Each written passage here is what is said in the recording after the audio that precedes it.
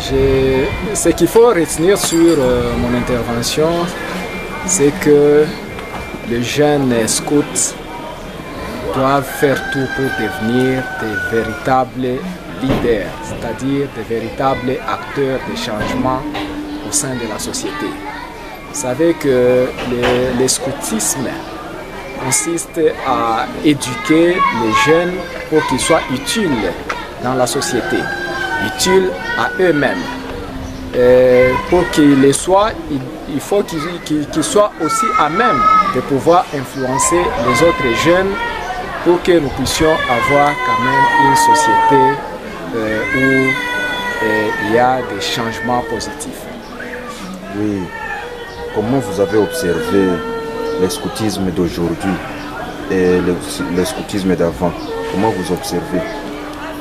Bon, il y a des choses qui ont régressé, il y en a d'autres qui ont évolué, parce que vous savez que la société a toujours été dynamique et le scoutisme lui-même c'est un mouvement, c'est-à-dire qu'il n'est pas statique, il peut changer dans un sens comme dans un autre.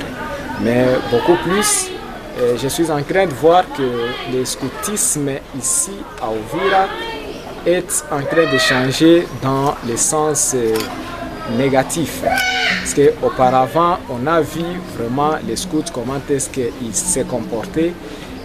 Ils étaient vraiment capables de pouvoir influencer tout le monde, de pouvoir influencer, comme je l'ai dit tantôt, un véritable changement. Mais aujourd'hui, nous voyons que les jeunes gens commencent beaucoup plus à se livrer à la toxicomanie et c'est ce qui fait que les scouts puissent vraiment changer dans un sens qui n'est pas du tout positif aujourd'hui.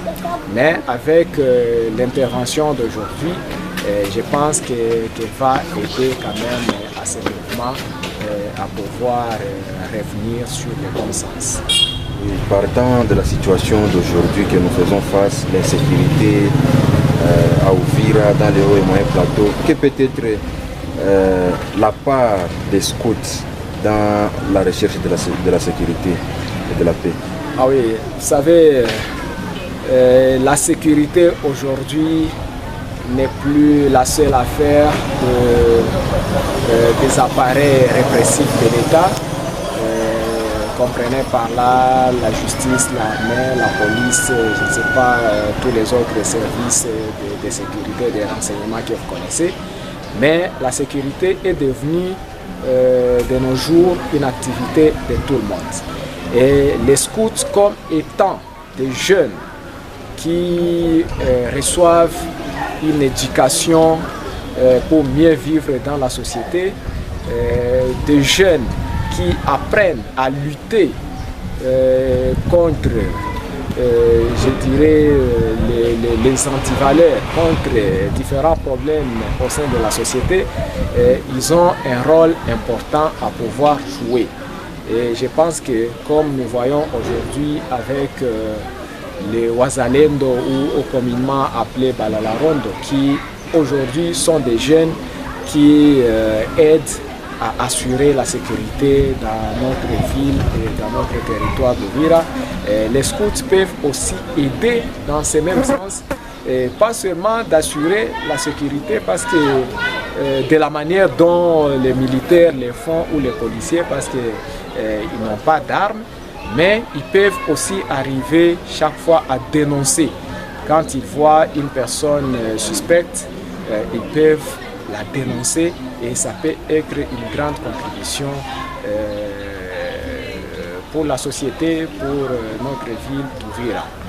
Étant donné qu'en tant que jeunes, ils se retrouvent partout. C'est presque dans toutes les familles qu'on peut retrouver un enfant qui est dans le mouvement des scouts.